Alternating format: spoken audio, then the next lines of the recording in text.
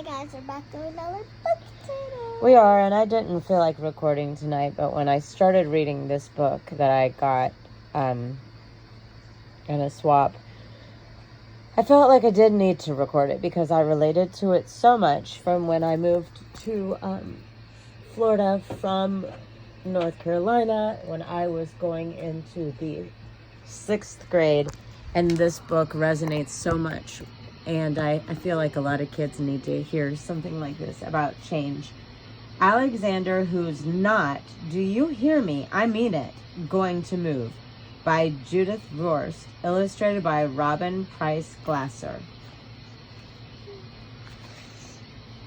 They can't make me pack my baseball mitt or my I Love Dinosaurs sweatshirt or my cowboy boots. They can't make me pack my ice skates, my jeans with 8 zippers, my compass, my radio, or my stuffed pig.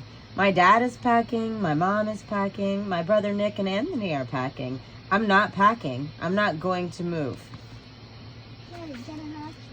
My dad says we have to move there for his new job. That job is 1,000 miles away. My mom says we have to move to where our new house is. That house is 1,000 miles away. Right next door to the new house, there's a boy who is Anthony's age. Down the street, there's a boy the same age as Nick. There's no one next door or down the street, or maybe for 1,000 miles, who is my age. I'm not, do you hear me? I mean it, going to move. I'll never have a best friend like Paul again. I'll never have a great sitter like Rachel again.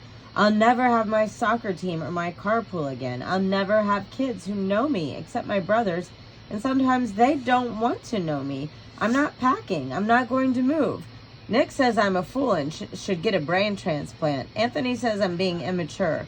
My mom and my dad say that after a while I'll get used to living 1,000 miles from everything. Never, not ever, no way, N-O.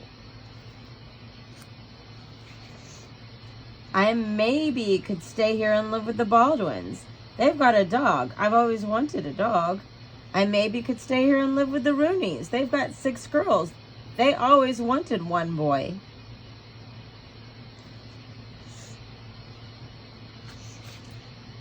I maybe could stay here and live with Mr. and Mrs. Obeldorfer. They always give great treats on Halloween. I maybe could stay here and live by myself in a treehouse, or maybe a tent, or maybe a cave. Alexander's house. Keep out. Especially Anthony and Nick. I looked at the lot next to Albert's house where we skipped a page. Sorry.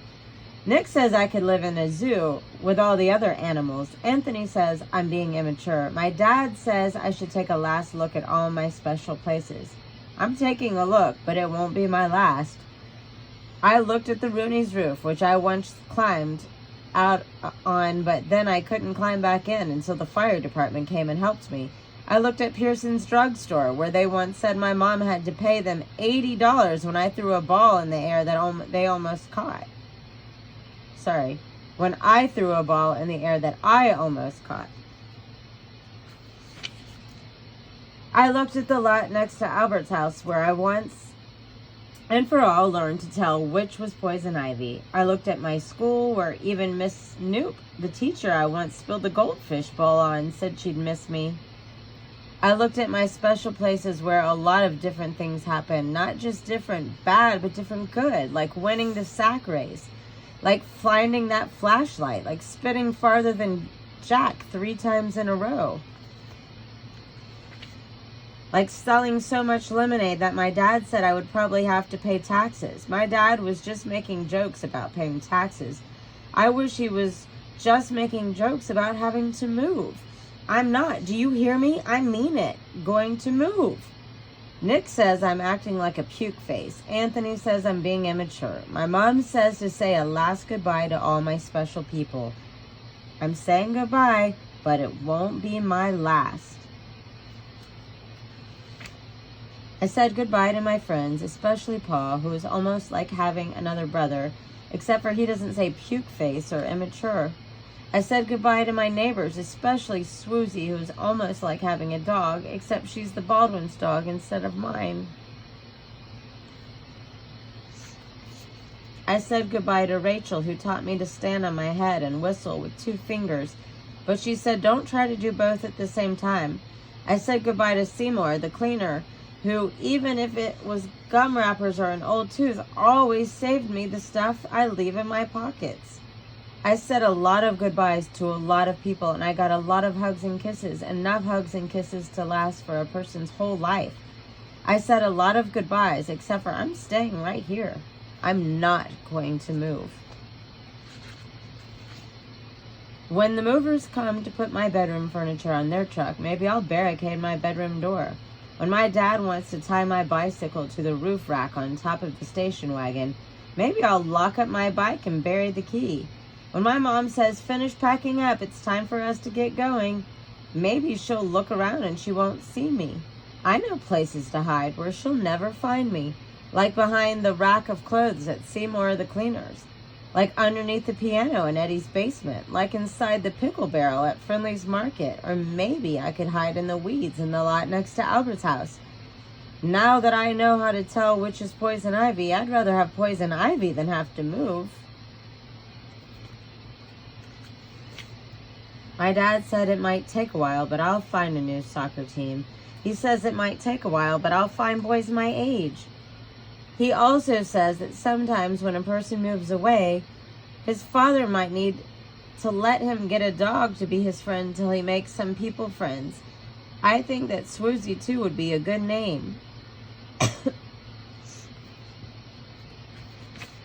My mom says it might take a while, but we'll find a great sitter.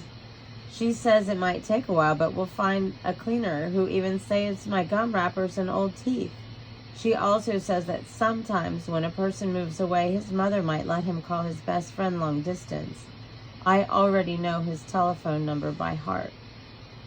Paul gave me a baseball cap, Rachel gave me a backpack that glows in the dark, and Mr. and Mrs. Obeldorfer gave us treats to eat for 1,000 miles.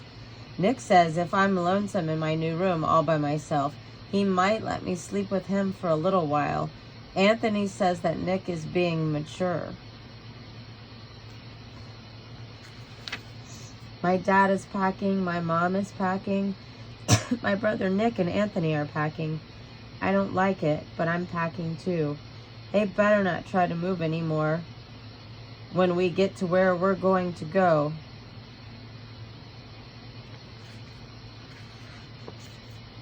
Because this is the last time I'll do it. The next time they won't make me do it. Never, not ever, no way, N-O. I'm not. Do you hear me? I mean it. Going to move. Kitchen, dining, bath, bedroom, Alexander's new room. The end. If you're a kid who had to move far, far away, this book really resonates. And if you're a kid who's going to have to move really, really far away, this book resonates.